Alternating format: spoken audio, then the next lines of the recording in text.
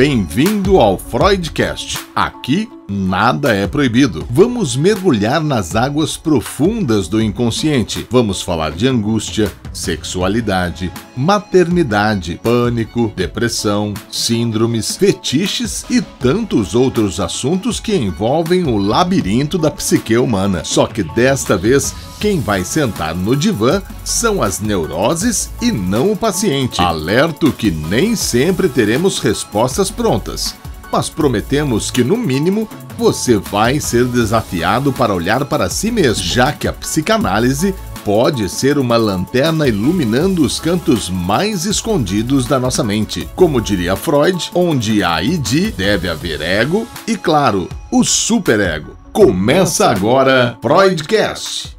Olá, bem-vindo ao Freudcast. Bom, se você mora no Brasil, você deve estar sentindo muito calor esse verão. Está matando todo mundo. E quando a gente fala de verão, obviamente todos os olhos se voltam para os corpos, né?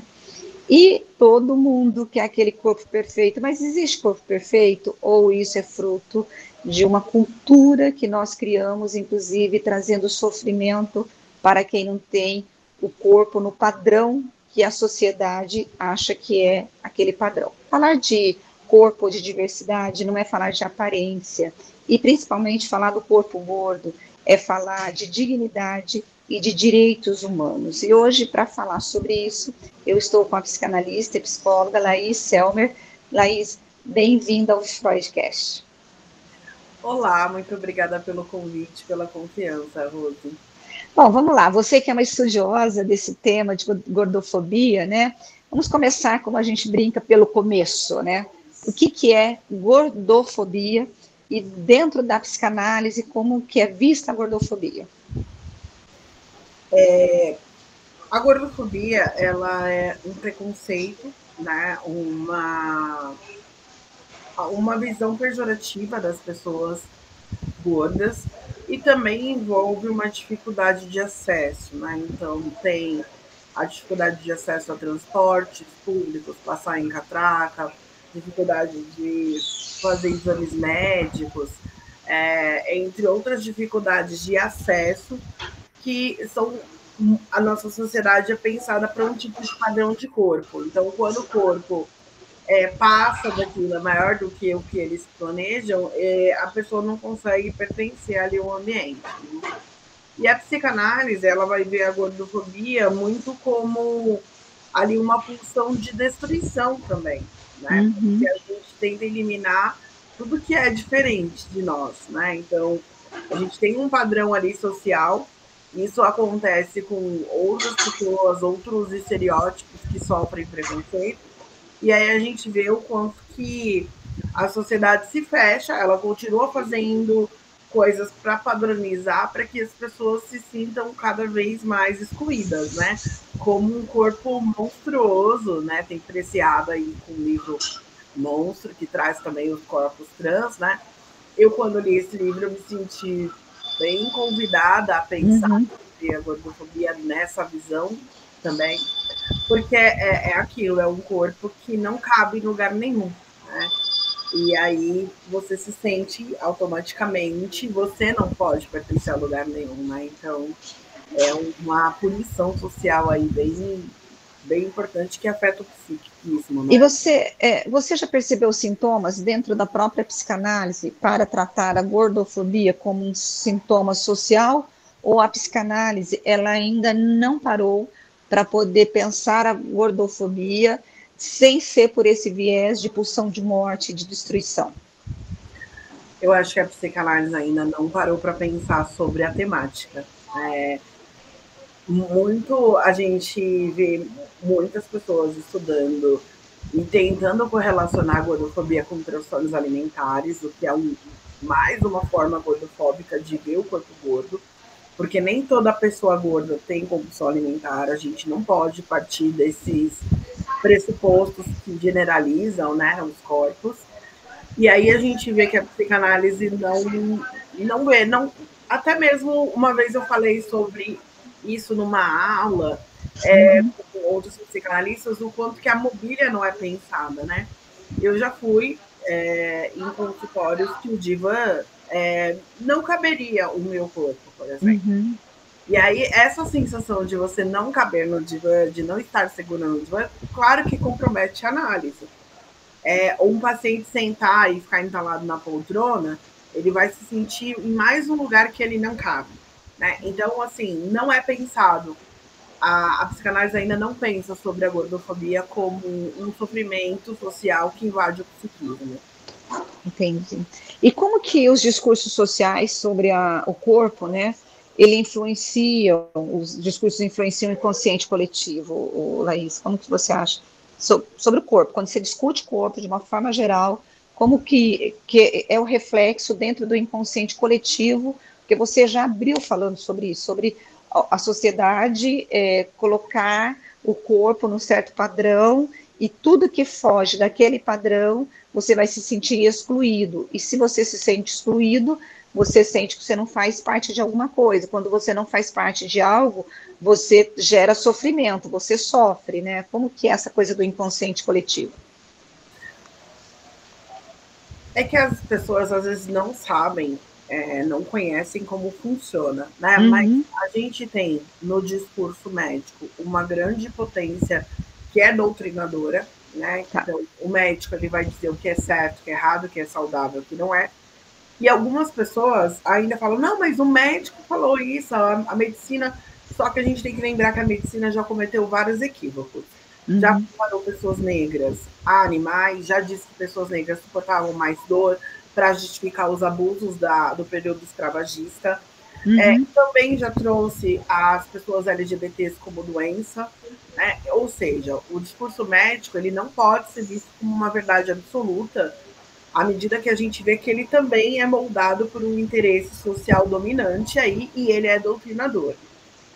A gente vê esse questionamento, né, no Foucault, Vigiar e Punir, entre outras obras desse autor, trazendo essa visão. E aí o discurso médico, que é o discurso da saúde, ele entra no coração, né, das mães. Desde pequeno, a mãe leva o bebezinho lá para pesar, para saber se está bem, se não está.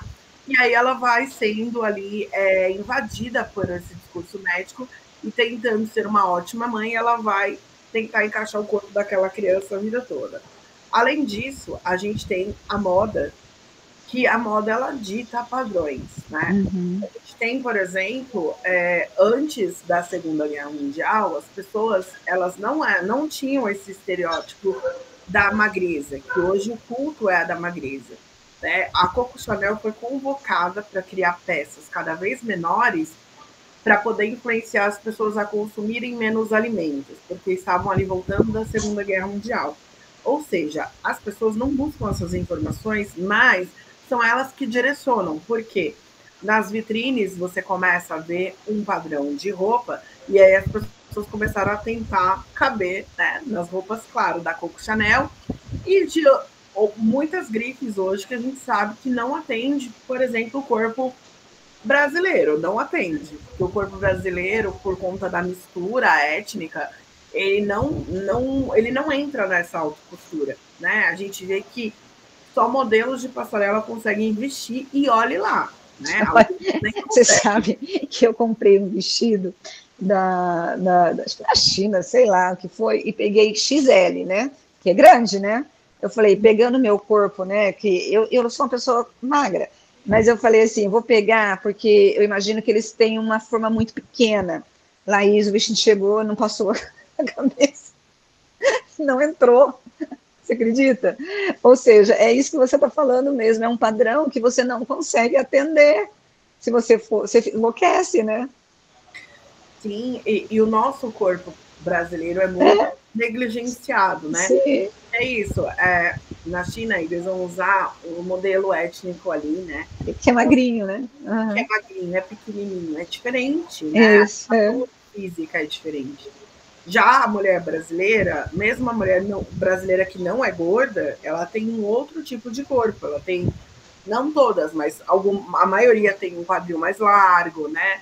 Então, assim, a gente vê que, às vezes, toda essa mídia colocada e ninguém está satisfeito com o próprio corpo, porque está todo mundo achando que está com o corpo errado, né? Quando, na verdade, Eu até tive uma experiência esses dias. Foi aniversário do meu pai e eu levei ele para dar uma roupa para ele. E eu vejo Aham. essa diferença nos homens. Ele não serviu uma roupa nele numa loja, ele, eu não quero ir nessa loja não, a modelagem dessa loja é ruim, e eu vou em outra. Aí ele foi em outra e realmente achou no Aham. padrão, né, que ele queria. Os homens têm uma facilidade, eu noto isso na clínica também, uma facilidade maior, não que não sofram gordofobia, eles sofrem, mas eles têm uma facilidade maior que as mulheres, né? Porque Aham. normalmente o homem vai pôr um defeito na roupa mesmo, não no Tá, corpo dele.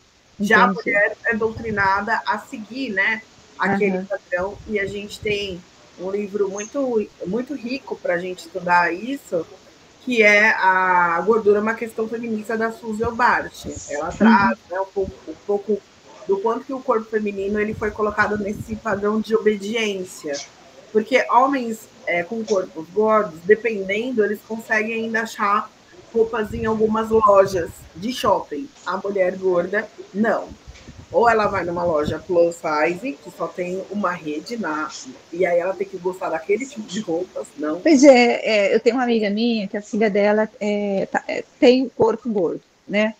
E ela disse que é assim, terrível, porque a moda, a indústria não pensa de como fazer uma roupa para essa adolescente, para essa jovem, ou para essa mulher adulta que tem um corpo maior. E a roupa plus size é muito ligada a uma identidade mais para senhoras. Então, um adolescente não consegue comprar roupa lá. Então, ela já começa a se. Ela internaliza toda aquela coisa da gordofobia, da exclusão. Aí, quando ela procura uma roupa, ela não acha. E aí, a pergunta que eu vou para você agora é como que a gordofobia ela é internalizada, como pode afetar a identidade e a autoestima de uma pessoa. Como ela aparece desde os primórdios, a gente vê que pessoas que cresceram, né, sendo com corpos gordos, cresceram ali vivendo a gordofobia, dependendo como essa mãe foi ali uma mãe ambiente, uma mãe objeto, porque essa sua colega, né, a filha dela, para achar uma roupa, ela tem que se esforçar de achar uma roupa num site, tirar as medidas dela, esperar chegar para ver se o Isso. caimento deu certo. Ou seja, a pessoa tem que gostar demais de si, porque é muito investimento de libido, tempo, para comprar, às vezes, uma blusinha básica, né? Essa Uhum. que eu estou, por exemplo, é uma regatinha super básica, que se Uhum. deu um trabalho danado para achar. Né? E como tá calor, eu adoro regata, como Uhum. todas as mulheres. E aí, assim, o que acontece, né? O discurso médico ele vai atravessando esses pais que eles precisam emagrecer esses filhos e às vezes mesmo amando muito esses filhos eles vão ali na função ambiente de fazer as intervenções que às vezes aí numa linha helicotiana, né, que estou fazendo vai Uhum. invadindo esse sujeito e vai entrando que ele precisa emagrecer, que ele precisa emagrecer, que ele precisa emagrecer. Ou seja, isso vai marcar a pessoa a ver o corpo como algo a ser corrigido durante a vida toda. A gente vê que pessoas que são gordas, que têm corpos gordos, eles tentaram várias dietas desde a infância, quando na verdade o comer na infância deveria ser intuitivo. Né? Uhum. No princípio, teria que ser intuitivo, porque você está ali na introdução dos alimentos, na introdução da escola, várias introduções ali na criança, e aí tem as festas, né? Então, assim, tem criança que faz dieta, que vai em festa de aniversário e não come o bolo do amiguinho, porque não Uhum. pode engordar. Isso é Sim. uma preocupação que uma criança de 4, 5, 6 anos não deveria ter. Uhum. Então, isso marca bastante.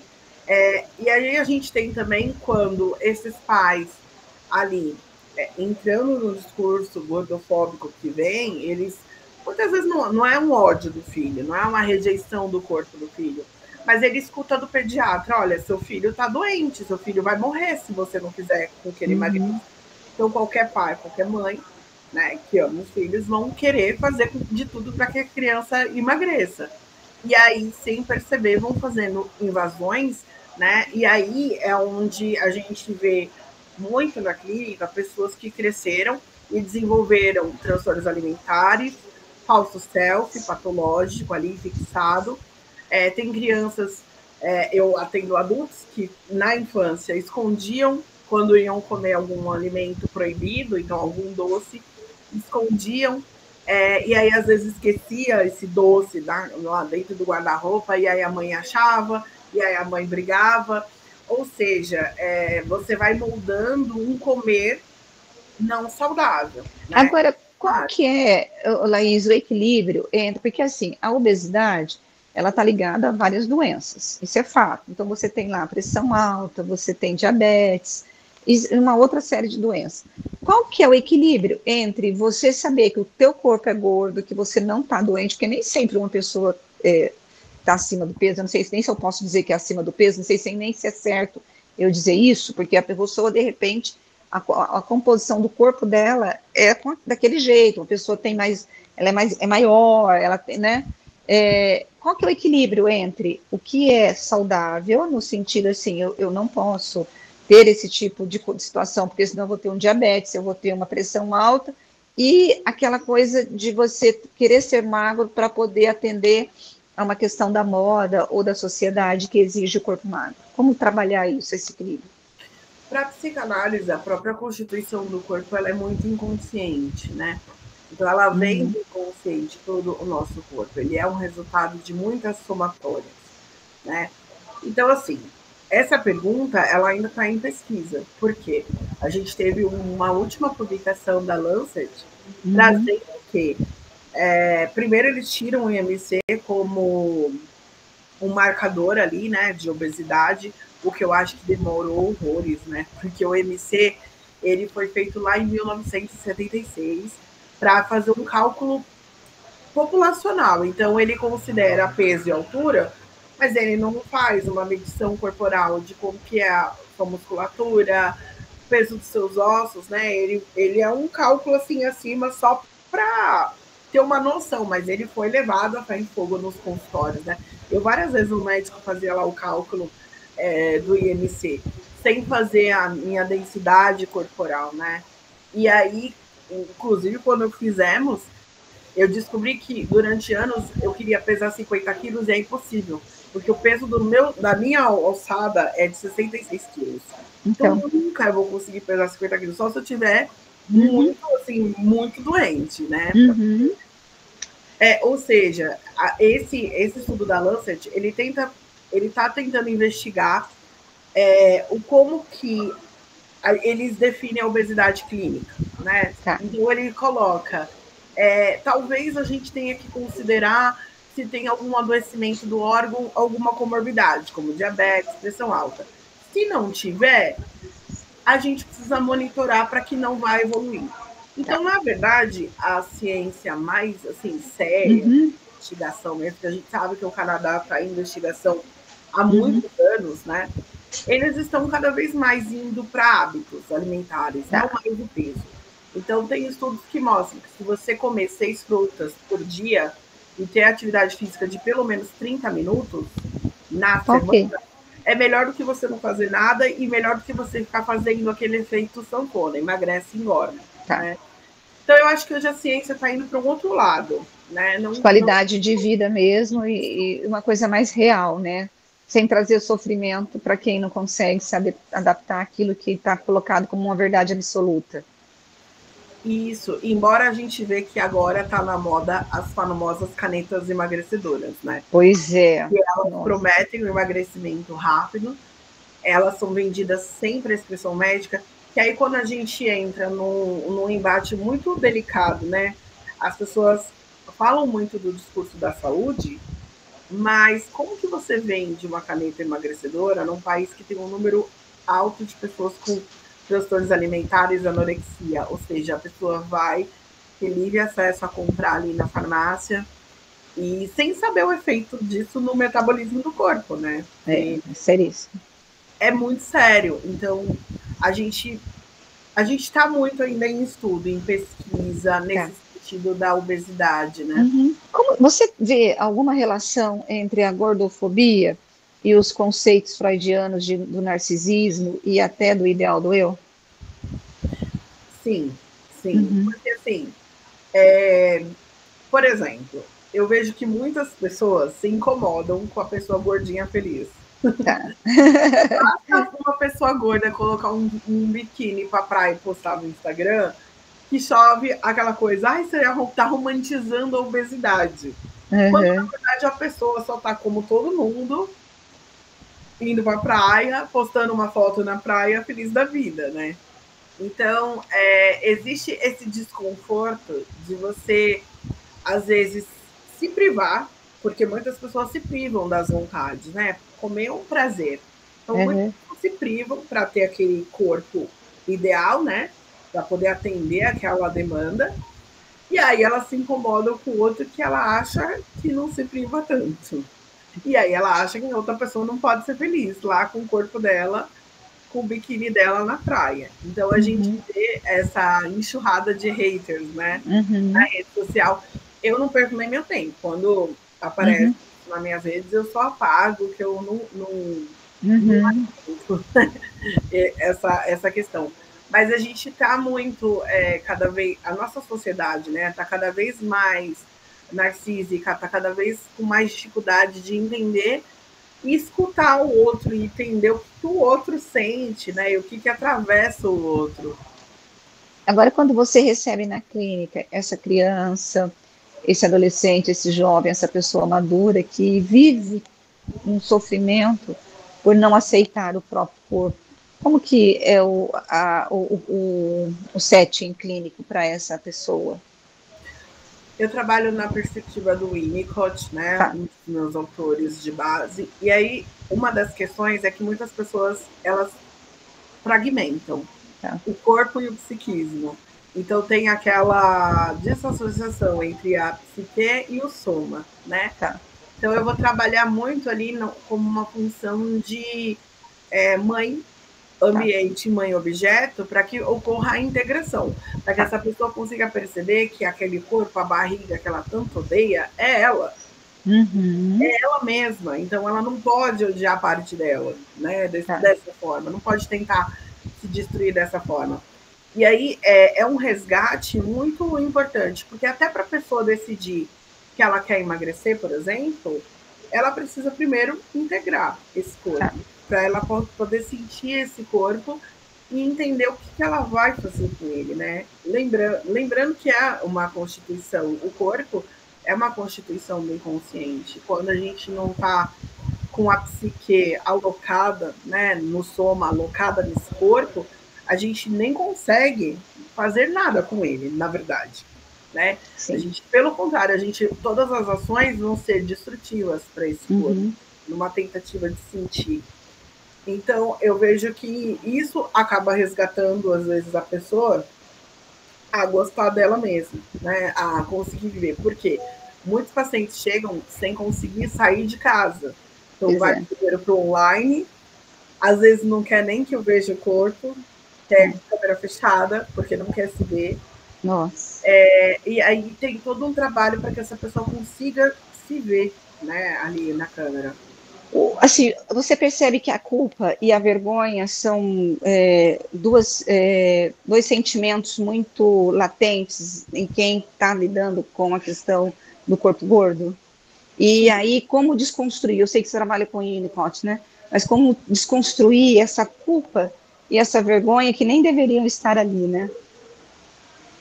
sim, porque assim, muitas vezes isso do emagrecer fica como um valor moral, né? Isso. A Suzy Urbach escreveu um livro novo Ah, que o tema é meio que assim, da cama, as hum, restrições, as repressões sexuais da cama para a mesa. Então, na época do Freud, ela falou que a repressão social era maior na sexualidade e que hoje vai para a mesa, ou seja, existe toda essa monitoração aí do corpo alheio, né? Então, a gente vê o quanto que, às vezes, essa pessoa ela precisa compreender a si mesmo, né? E o olhar do outro. Eu incentivo muito meus pacientes a buscar alguns conhecimentos, leituras, né? Porque eu acho que o conhecimento ele liberta também. E eu vou trabalhando muito isso, um pouco da individualidade, porque a gente vive num coletivo, só que esse coletivo às vezes invade a nossa individualidade, né? E assim, eu já recebi pacientes que os pais trancavam a geladeira para a pessoa não ter o acesso à comida.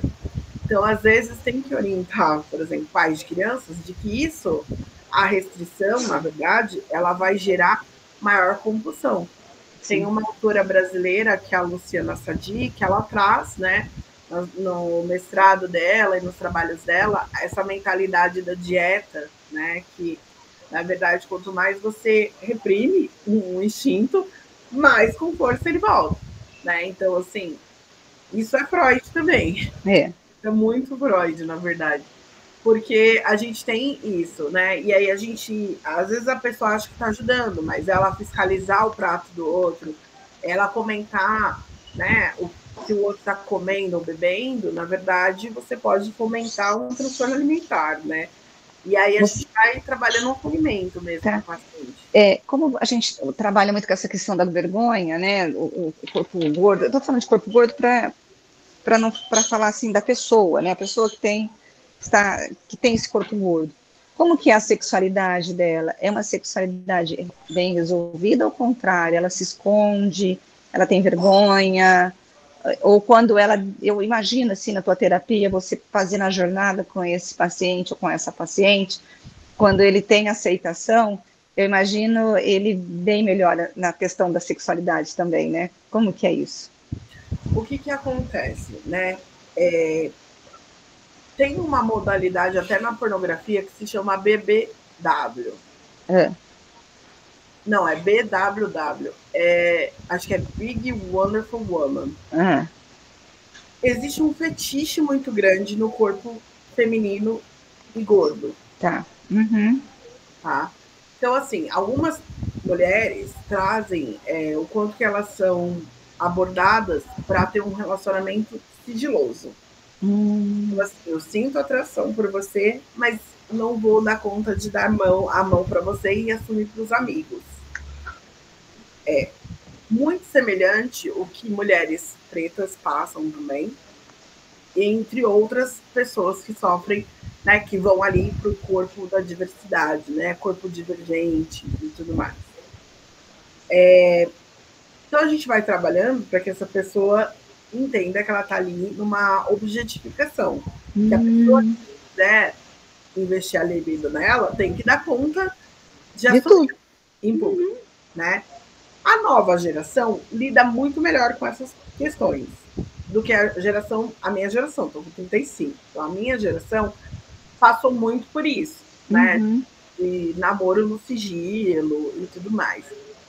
Tem algumas mulheres que sentem vergonha do corpo, e alguns homens também, né? Alguns homens, as pessoas fazem piadas sobre o tamanho da genital ser menor.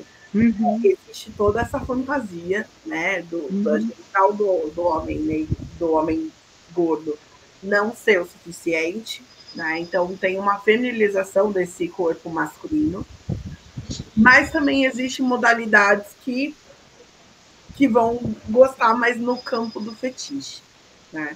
Muito no campo do fetiche. Inclusive na comunidade LGBT+, tem um campo do fetiche também, tem um grupo, né? Gosta de pessoas com corpos curtos. Agora, como você estuda muito, né, essa temática e provavelmente a tua clínica deve receber muito paciente que acaba vindo por conta disso.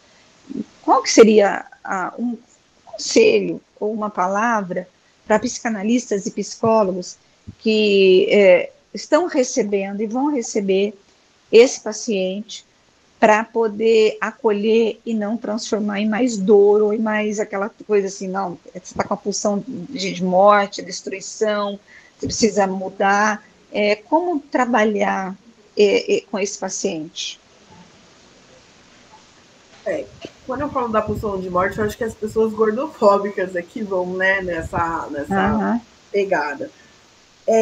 Eu acho que é importante a gente ler obras para além da psicanálise, porque a psicanálise ainda não está nessa atualização, a gente está começando a produzir, né? Então, acho que é importante, claro, tem a Suzy Bart, que vai falar da mentalidade da dieta, a Luciana Sadi, mas também tem pessoas da filosofia, pessoas do sociocultural, trazendo esses estudos, né? Eu acho que é importante a gente ter essa humildade, porque a psicanálise, quando ela nasceu, a imagem não era importante, mas hoje é. Hoje tudo é uma questão de imagem. Sim. Até para a vaga de emprego. O LinkedIn está aí, né? Você bota lá uma foto, as pessoas olham o seu estereótipo para te contratar. Então, a gente precisa se atualizar um pouco. Então, eu sempre recomendo que leia Goffman, Foucault, Milwolf. Tem uma autora aqui, que é a Patrícia Assuf Nechar, que ela traz um pouco a semiótica para esse olhar. Tem a Maria Luísa Jimenez, né, que traz um livro, ela tem um livro que se chama Lute como uma Gorda, que é o mestrado dela. Eu acho que é importante a gente, né, se informar. Eu tenho ali no Saúde Sem Gordofobia um curso introdutório, e eu fui convidada por uma instituição para dar aulas sobre psicanálise e gordofobia. E tem outros profissionais também, psicanalistas, falando sobre a temática, né? Que é a Andrea. Ela vai lançar esse curso em breve, então vocês têm acesso. Eu acho que a gente precisa estudar.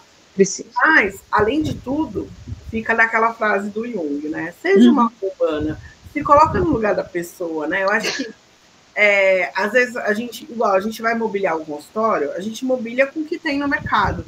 Mas o que tem no mercado às vezes não atende. Essa pessoa vai ir lá e vai quebrar o negócio e vai sentir que está destruindo seu consultório. Pensa como que isso pode impactar a análise, né? E acho que é importante, todos nós, de alguma forma, sofremos pressão estética. A gente sabe qual é esse lugar de alguém olhar para você e julgar seu corpo. Eu acho que é bom também a gente lembrar como é estar nesse lugar, de que às vezes a roupa não serve, às vezes a gente não está no shape que queria, ou seja, de alguma forma a gente consegue estar nesse lugar, porque eu acho que eu não conhecia até hoje nenhum brasileiro que esteja 100% feliz com o próprio corpo. E a gente Coisa doida, né? E o povo brasileiro é um povo bonito, né? Eu acho. Gente, eu acho assim, as mulheres, os homens brasileiros lindos, lindos, nossa. E a diversidade nossa faz com que a gente olhe e você enxergue tudo ali. Às vezes eu acho assim, sabe? Eu sempre fui muito branca, né? Branca, igual você. Nos anos 80. Então, você imagina você ser branca nos anos 80, na sua adolescência dos anos 80, quando a cor queimada, aquela coisa bronzeada, era a cor que todo mundo queria ser, né? Nossa, como eu sofria, porque eu tinha vergonha da minha cor. Olha que loucura, né? Então, eu ia para a praia, eu botava camiseta, para ninguém me ver. Aí, hoje, não vejo nenhum problema, claro, com anos de terapia, maturidade, né? Mas como a gente perde, né, tempo para poder atender um padrão que não é nosso. Então, assim, é uma loucura como que essa coisa do corpo, ela traz muito sofrimento para o menino, para a menina, para o adolescente, para o jovem, para o adulto.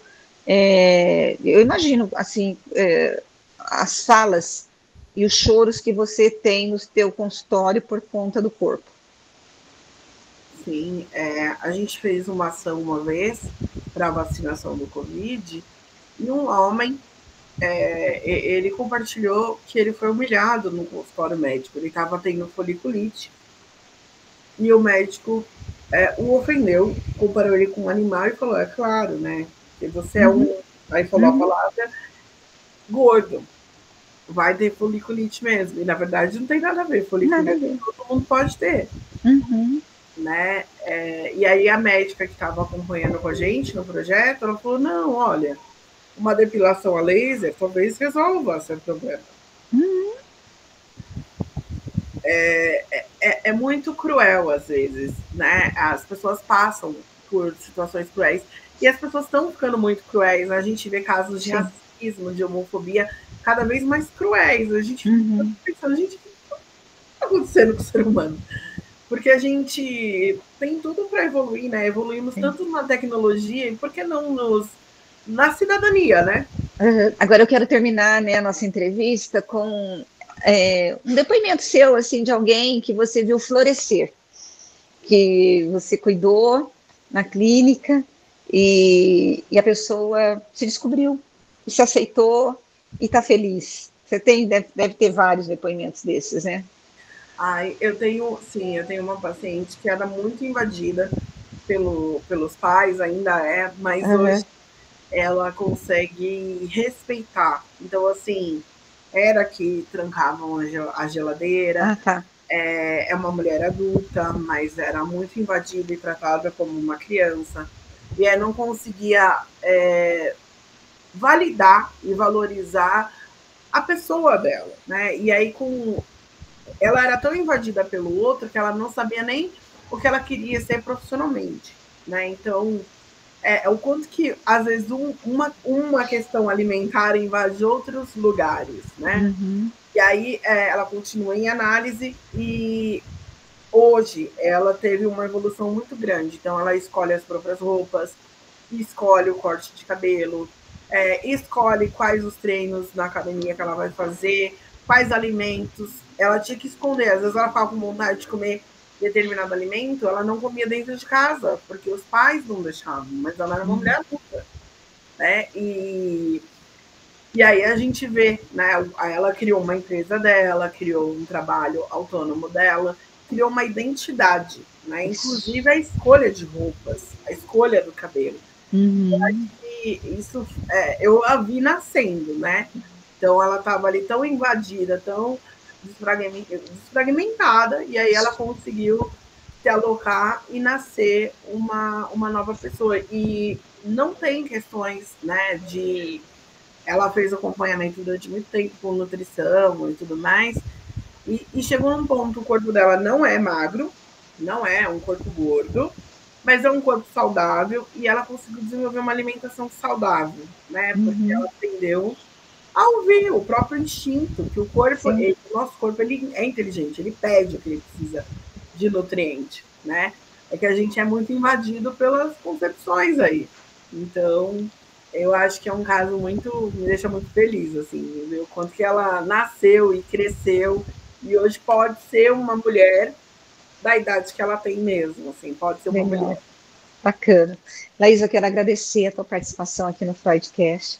Eu sempre adoro conversar com você e admiro muito o teu trabalho, né, nessa luta incessante e está começando, né, e que você possa ser uma voz dentro da psicanálise para poder trazer esse tema da gordofobia e principalmente para poder trazer luz para os psicanalistas e psicólogos a ver a questão do corpo, não com aquela questão que a gente já está muito habituada, ai, se tá acima do peso, vamos assim dizer, é porque tem compulsão. E nem sempre, como você falou, é uma compulsão. Muito obrigada, viu, pela tua dedicação, eu adorei esse papo. Obrigada a você pelo espaço, é sempre uma honra estar com você. Obrigada. E eu quero agradecer a você que esteve conosco, comigo e com a Laís, falando sobre corpo, né, essa diversidade, essa beleza toda que existe, principalmente no povo brasileiro, adoro o corpo brasileiro. E eu quero que você indique para mães, para pais, para professores, porque, gente, seria tão importante os professores ouvirem o que a Laís falou aqui sobre essa questão do corpo gordo, de psicólogos, psicanalistas. Então, todo mundo que você conhece e você sabe que está sendo atravessado por esse tema, então indique esse podcast para poder ouvir, para poder ajudar, porque o nosso objetivo sempre aqui no Freudcast é fazer com que esses papos que nós temos aqui possa ser um lugar, um bálsamo, vamos assim dizer, para quem está sofrendo. Então, até a semana que vem, com mais um psicanalista, uma psicanalista, falando sobre um tema que tem tudo a ver com você. Beijo, tchau, tchau.